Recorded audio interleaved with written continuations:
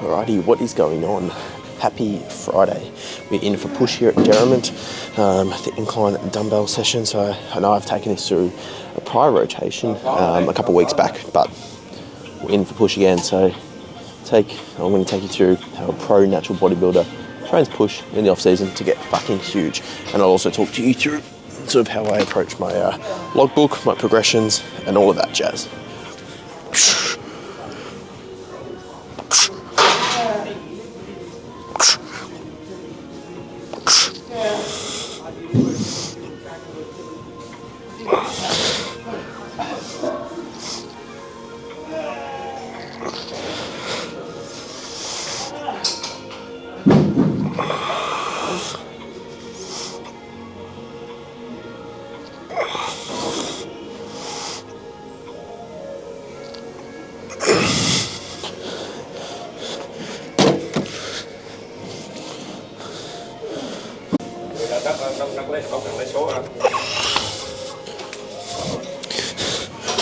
I did just realise that the incline bench was one notch too much of an incline on that warm-up set. So gone one notch back, and hence the importance of writing that kind of stuff in your logbook. So I clearly know that notch number 2 is what I need to have on the hammer strength bench.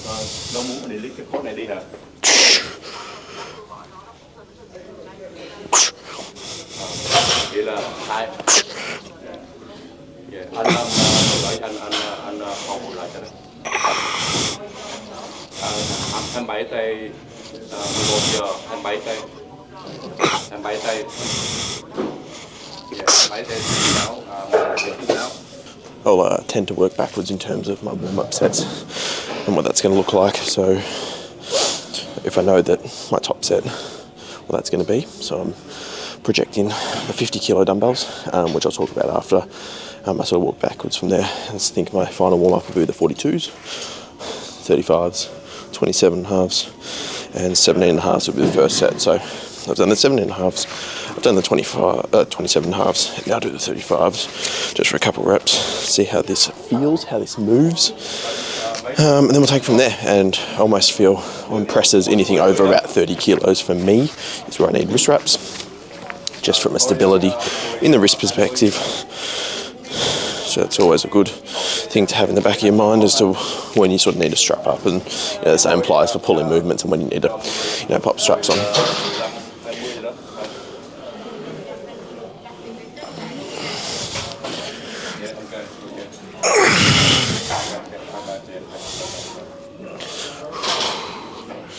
Three, two.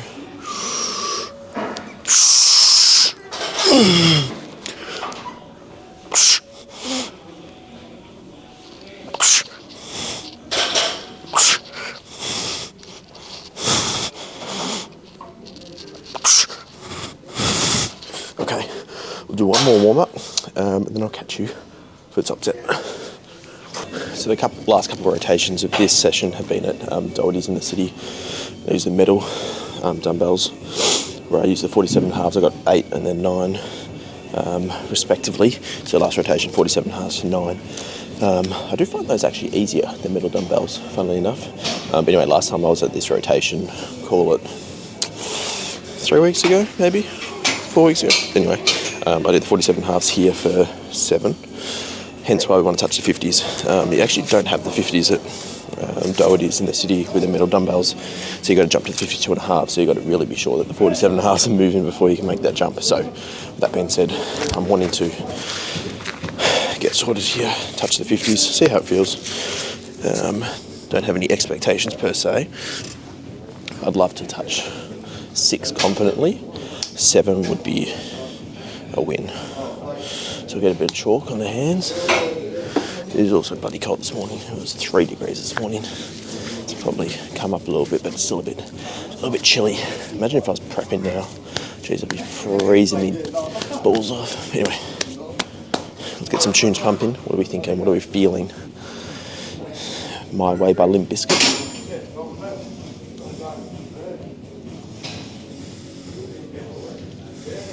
Let's get the nut on.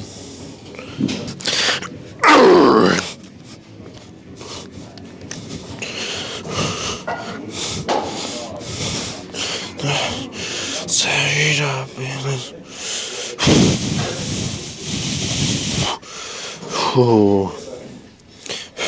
3, 2.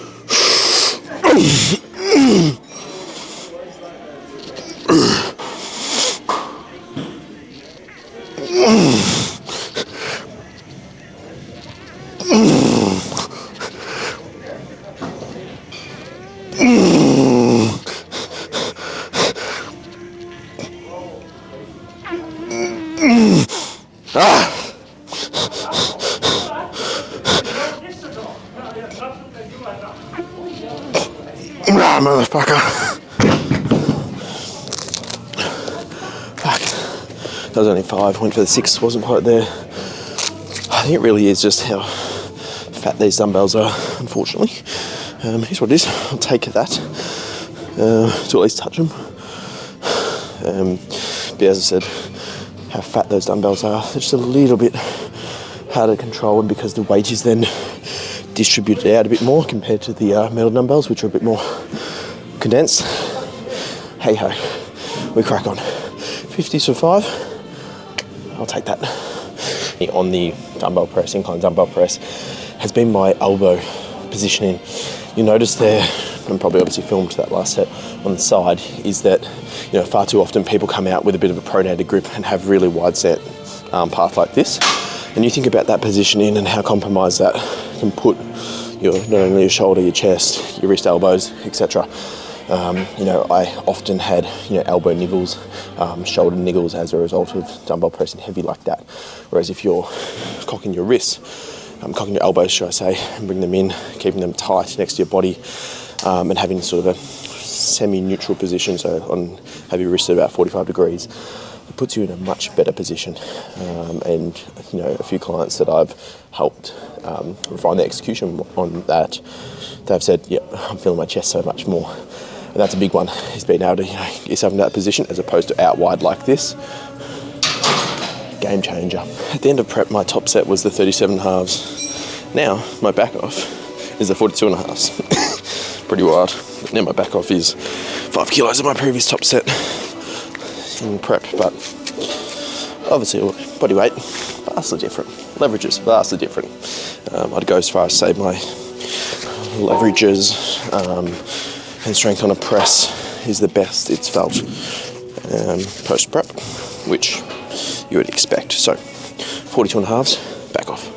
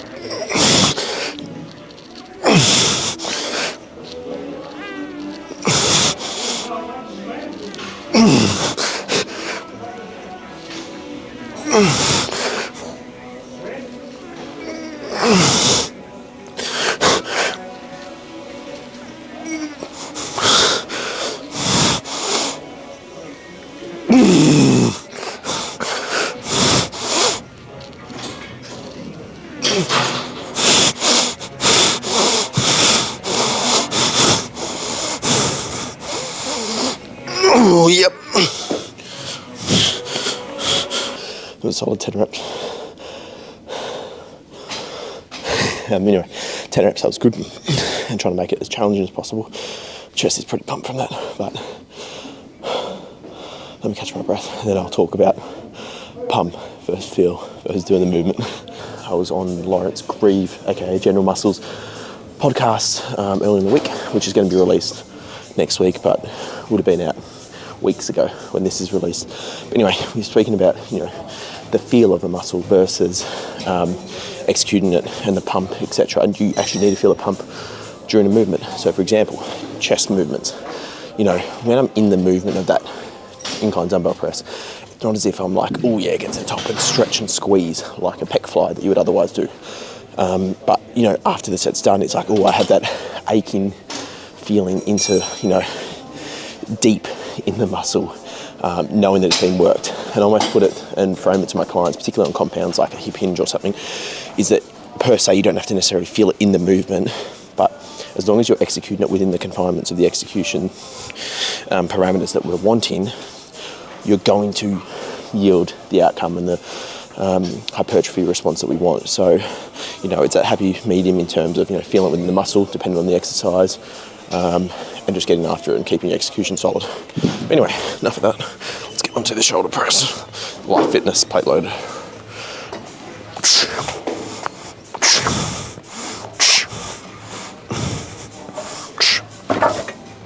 And I say similar, but somewhat on the shoulder press here is like, you know, if I'm pressing 4 plates over my head, you know, my delts are going to be working. That's the reality. There's nothing else that can be worked within that. And as I say, same with the chest press in terms of, you know, once you get your execution right, like my chest is the only thing that's going to be working. It can be the only thing that's working. So yeah, I don't think you necessarily need to get too caught up in the whole stretch and squeeze for every single movement dependent, if that makes sense. I don't know, I rambled on a bit there. So let's get warmed up on this and we'll catch you for a top set. All right, here we got 4.5 bickies. Let's do this. Ooh.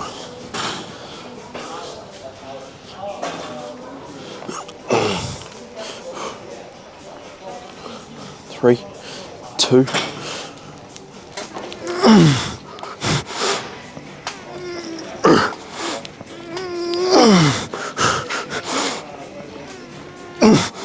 Ooh.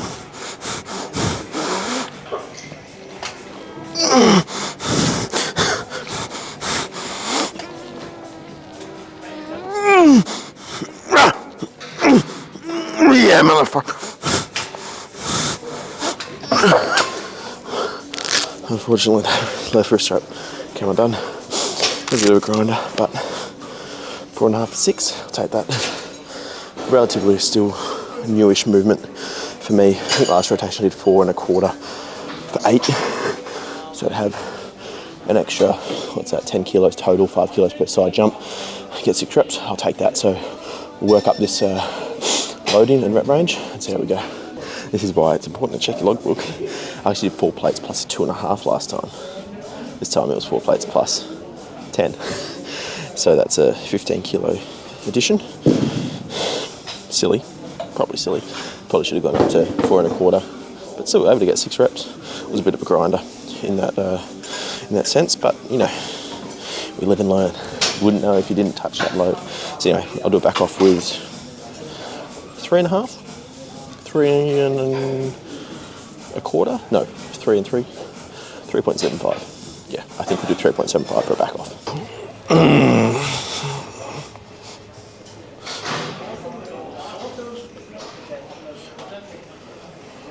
Oh.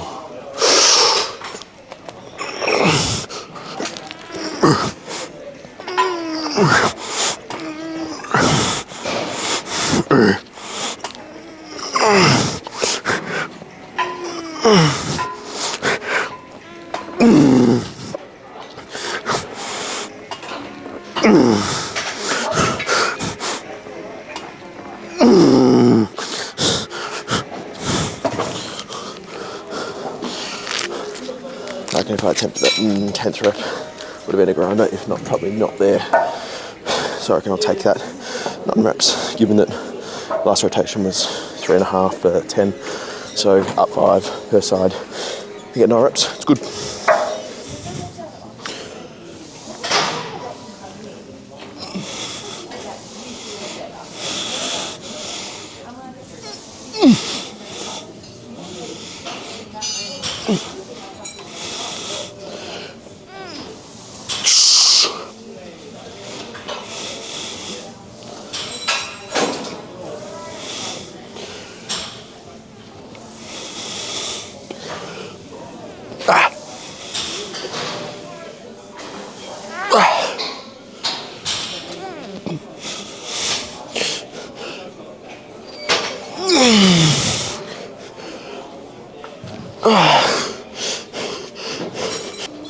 So that's the heavier set with the dumbbell laterals. I don't mind a little bit of a swing as long as I'm controlling the eccentric. It's going to be a bit of body English on lateral raise.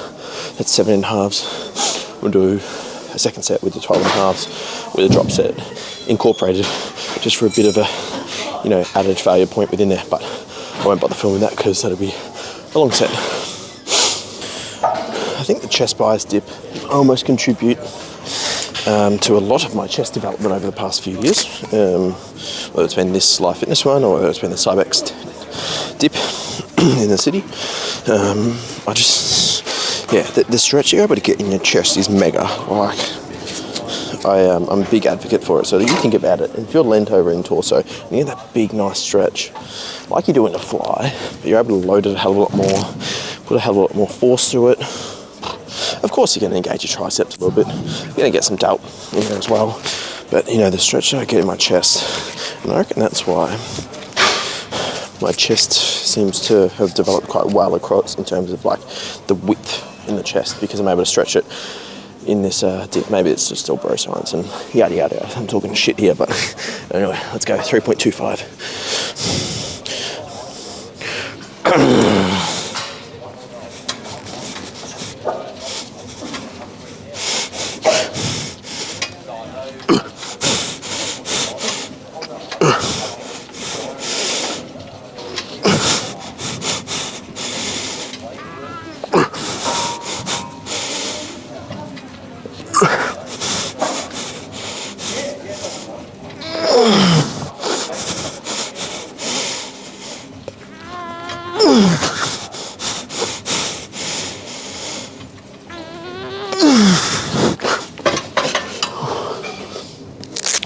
A big pro tip, if you don't have a machine that has a knee pad, get yourself a seatbelt.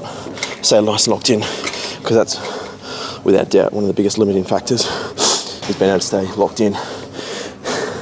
Whether you could tell from the angle or not, that my butt was slightly coming off at points, and that's where I was deliberately pressing my feet into the ground, and therefore my knees and quads up into the pad to keep myself nice and locked in and locked down. Seatbelt would be good on this as well, but would be overkill and not as necessary as if and compared to if this wasn't here. So that's really good. That was 8 reps. That felt really nice and strong and solid. So I might do a back off with, I'll check the logbook, maybe 3 plates. There's no need to show you that, but big advocate for a chest bias dip. I was ordinarily doing these press downs upstairs on the cables, which are the closed ones where they're really close to each other, both sides. I suppose these ones were the further away, these Life Fitness ones.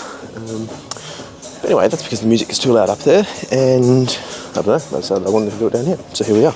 I've got the black bar. It's a rubber bar. It feels alright on the triceps. I've done one warm-up set. I said one warm-up set. I'm counting it as a working set. It's a bit of a high repper to start with, and I'll touch on why I do that when I do this top set.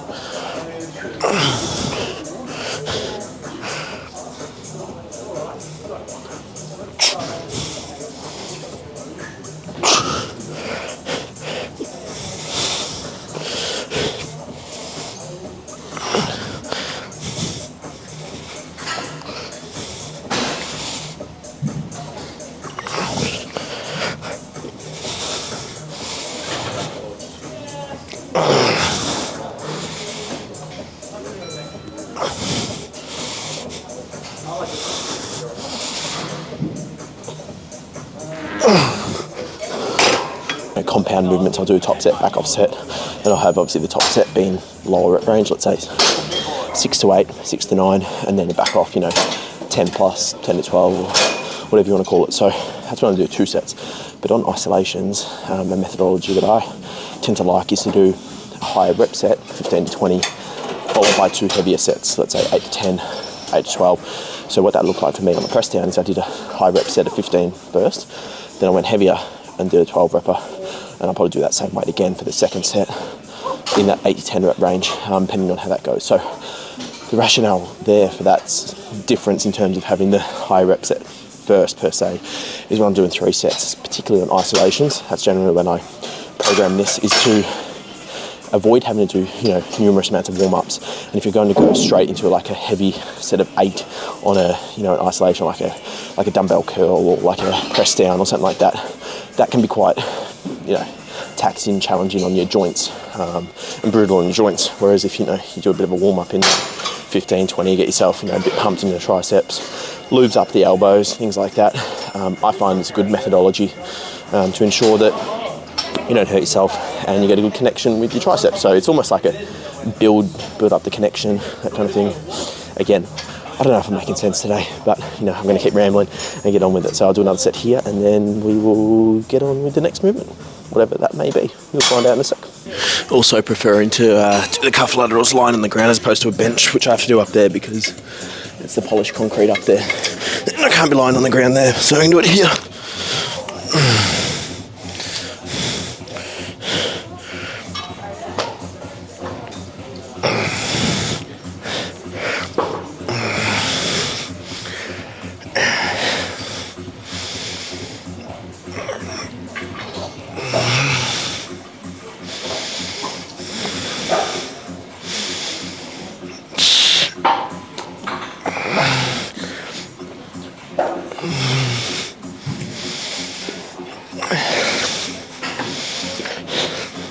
Spend a 1 count here.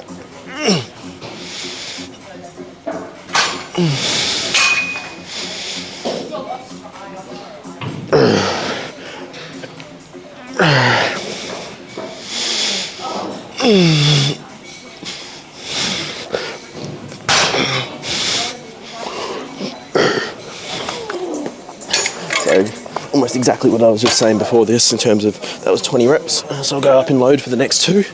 And obviously my delt's already pumped. Yes, I know I've done laterals before and shoulder press, but you know, pumped doing this exercise. And yeah, we'll go heavier, put a bit more load through it, grow bigger delts. I was previously opting for a machine cable crunch, but the hammer strength one I don't love. I don't mind the Nautilus one at Powerhouse, which I've been utilising, but yeah, in terms of connection, I'll just come back to the rope cable crunch. Seems to get the job done. What I'm focused on here is, you know, expanding out my rib cage and then really crunching down and blowing out and trying to flex my abs whilst I'm doing so. Anyway, something that I've kept in for the better part of 3 years, really. Consistent ab training, and I think it's something that's overlooked, and it, you know, it actually shows on stage. So abs, yes, they're made and revealed in the kitchen, but they're built in the gym, they're built in the off season to build that muscularity around that area. So I've done 1 set already. Go up in load again, and make sure we control it.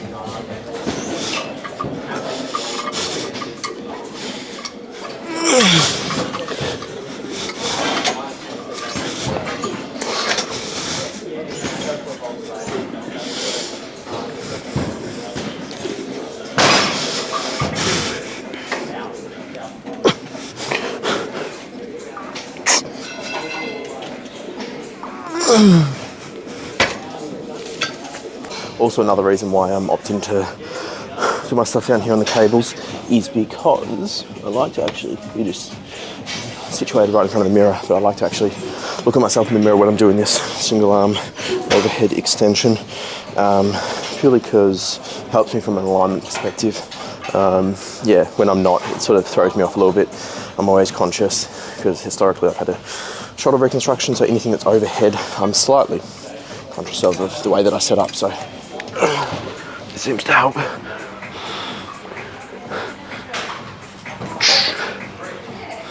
Nice big stretch at the bottom.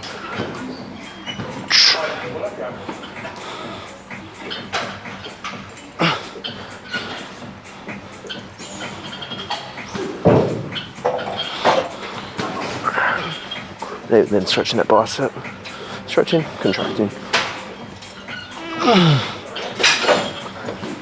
Keeping that elbow always slightly pointed out.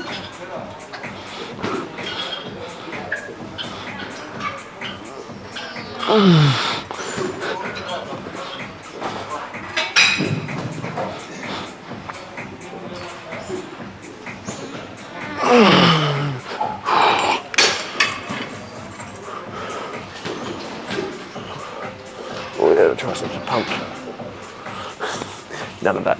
Anyway, I'm gonna do the other arm. Pro tip, when doing unilateral movements, give yourself a breather in between. That's one thing that I see when clients send me training clips. They'll do one arm and then literally go, like, put it down, go straight into the other arm. And I'm like, hey, just give yourself a bit of a rest. So as you can see, my breathing's a bit heavier. Not like I need to take a 10-minute break, but you know, I don't want to spend no time in between. So yeah, again, pro tip, spend some time in between. Okay. What is that mic doing?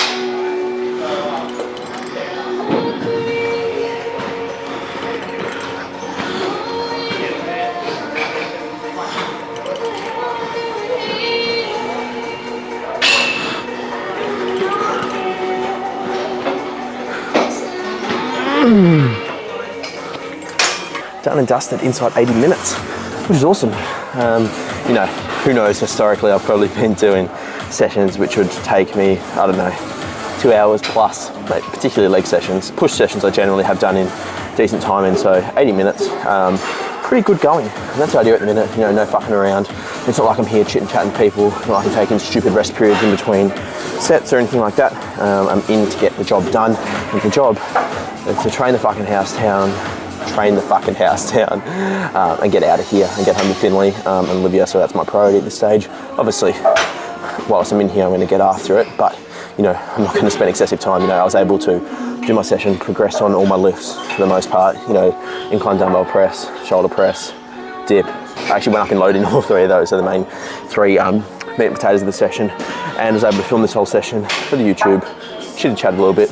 Because the camera is sort of my friend here. I haven't actually spoken to a soul here, which has been terrific. So anyway, in saying that, if there is anyone that sees me at the gym at any point and wants to come say hi, please don't hesitate to do so. I'll obviously reciprocate with a conversation where applicable. But anyway, that's going to round out the session and the video. So if you like the video, please like, please comment what you'd like to see in future videos. New video every Sunday, 5 p.m. So make sure you subscribe and hit the notification bell.